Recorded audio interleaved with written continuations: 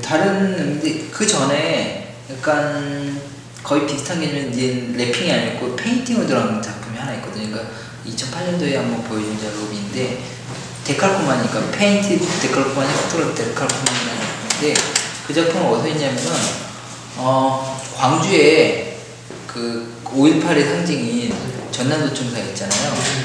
그게 지금은 무안으로 옮겼어요. 그 지금 사용하지 않는데 거기에서 전시할 기회가 있어가지고 들어가면 되게 독특한 건물에 1920년대 만들었는데 일본식도 아니고 유럽식도 아닌 상당히 그리스가 묘한 분위기의 건물인데 이 건물벽이 대칭으로 되어 있거든요. 그래서 계단에 올라가는 옛날 저희 초등학교 때 뭐 이렇게 돌로 된 대리석 그런 계단에 약간 독특한 문화적으로 독특하고 보이는 것도 독특한 건데 이 벽면을 제가 그 전시를 하러 이거 작업을 어떻게 할까 하면서 아침에 새벽에 갔는데 이 벽면 뒤에가 방인데 아침 해가 뜨면서 빛이 들어오면서 이게 노랗게 변하는 거예요. 그래서 또 할로겐등도 돼 있고 되게 좋다 해서 사진을 촬영했거든요. 딱 근데 많은 분들이 제가 사진을 작업하면은 회화냐 사진이냐 그 질문을 많이 해요. 그 사진도 많이 그런 질문을 받았는데 딱 보고 이건 이게 대칭이잖아요. 근데 이게 어떻게 보면 데칼코마니라는 부분은 그러니까 잉크와 잉크를 묻혔을 때 나오는 근데 이게 지금의 미디어나 미디엄에서 이런 회화적 데칼코마니가 아니고 서로 다른 미디엄에서 만들 수 있다고 생각이 되더라고요. 그래서 그거는 이제 이쪽으로 하나를 촬영한 걸 가지고 프린트를 해서 여기는 빛이 안 들어오거든요. 여기 동쪽인데 여기는 이게 막다른 방에서 빛이 안 들어가요. 그래서 라이트 할로겐 등 있는 위치를 그대로 해놓고 빛이 안 들어가기 때문에 빛을 벽화로 다 그렸어요. 이 사진은 재현된 빛을 벽화로 그 가면은 지금 남아요. 그때 약간 문화재에서 그쪽에 물어봤더니는 벽화 남기라고 제 운이 좋았죠. 그래서 벽화를 남겨서 해서 그걸 다시 사진을 촬영해서 데칼코마니를 만든 그게 이런 그 묘한 그러니까 가끔 제 작업을 보면 이게 설명을 다 붙여줘야 되나 막 그런 부분이 있는데 유명한 게 있어요. 유명한 게 있는데 또 설명을 붙여주면 너무 작품에 한계가 있는 것 같기도 해서 그냥 자유롭게 그러니까 이런 인터뷰 같은 것도 되게 중요한 부분이 이렇게 선입관이 될 수 있는 자료로 남겨놓는 부분도 있고 그 오디언스 그러니까 관객분들도 서로 궁금한 부분을 찾아볼 수 있는 부분이 있어요. 상당히 그러니까 데칼코마니는 결국 회화적 데칼코마니가 데칼코마니 만들어진다 하나 실제 사진에 대한 데칼코마니고 하나는 페인팅된 데칼코마니라는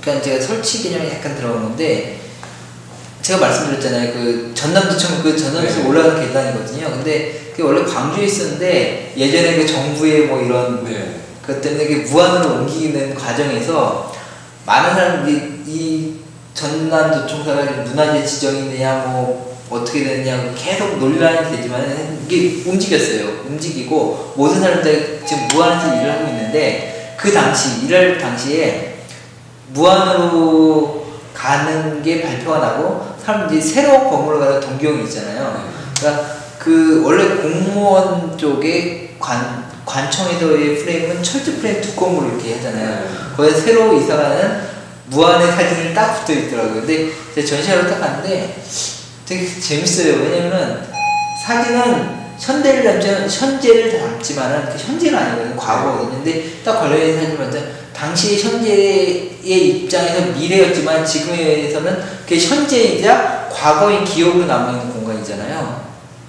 그래서 저거를 내가 사진으로 내가 이 시간과 시공간을 바꿀 수 있는 작업을 하면 재밌겠다. 그러니까 일단은 그 공간을 그대로 찍었어요. 그대로 찍은 다음에 제가 찍은 사진을 그대로 프린트를 해서 그 프레임이 똑같은 프레임으로 그 사진을 빼고 그 행위 자체가 제 시공간을 바꾸는 그 프로젝트니까 해서 그 사진을 그대로 건 다음에 다시 사진 그러니까 큰 그 프로젝트는 아니지만은 그런 바꾸는 작업들을 했는데 의외로 그 작업은 또 관심 있으신 분 되게 관심 있으시고 별로 관심 약간 이 개념 자체가 설명이 필요한 작업이다 보니까 그래서 그 작업을 하게 이태리부터 이 프랑스, 스페인 쪽에 보면 그 트럼플로이 개념에 대한 것들이 결국엔 트럼플레 어떻게 옛날 작품들 유럽의 옛날 작품들을 보면은 걸려 있는데 액자 캔버스 뒷면이 걸려 있는 건데 지도로는 그대로 뒷면이잖아요. 그걸 그대로 그리는 약간 그런 트럼폴로이적인 개념들.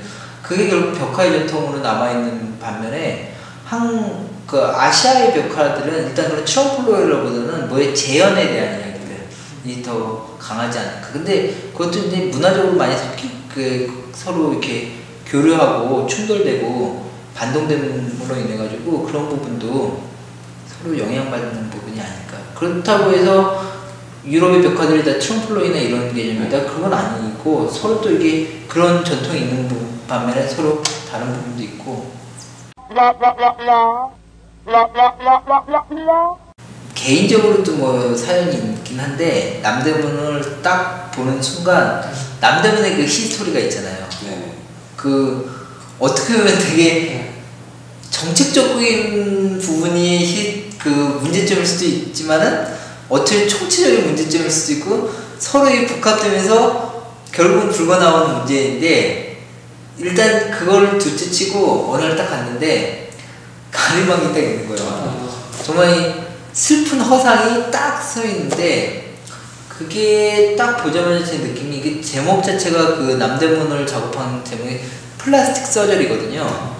약간 그것도 이중적인 구조이긴 한데 플라스틱 서저리라는 부분이 어떤 한국의 성형 문화에 대한 건데 복원을 어떻게 보면은 복원으로 그러니까 문화재 복원이라는 건 상당히 또 까다로운 문제고 예를 들면 복원을 했을 때 이 담을 이색으로 칠했을 때 옛날에 어떤 흙을 쓰니 그런 재질이나 이런 것까지 상당히 중요한 부분인데 일단 그거보다도 복원보다 성형물로 많이 생각하는 부분이 성형 잣대를 많이 하는 부분도 있고 또 한국의 문화 자체 성형 문화가 또 많잖아요.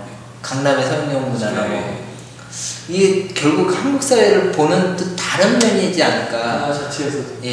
근데 또 재밌는 거는 그 허상이 서 있대. 그 허상도 그 서저리 돼 있는 수술돼 있는 그게 딱 보니까 슬픔이 먼저 밀려오더라고요. 그러니까 그 히스토리에 있는 겉표면의 파사드인데 그 겉표면의 파사드가 정말 온전하게 어떻게 문화 국보 제1호 물론 국보 제1호가 그냥 수치상의 문제이지만 어떻게 보면 한국을 대표하는 그 문화재의 기능이 아닌 단지 허상으로 있는데 그 허상이 어떻게 보면은 보는 사람들이 한국 사람만 보는 게 아니고 많은 외국인들이 그걸 지나가면서 저게 옛날에 남대문이었어? 그 남대문이었어. 그냥 남대문이 제대로 된 단지 허상이지만은 뭔가 역사적인 의미나 그 전에 있은 것을 바꾸는 패러다임으로 작용할 수 있다고 생각이 됐거든요. 근데 그냥 단순한 플라스틱 서저리 같은 느낌.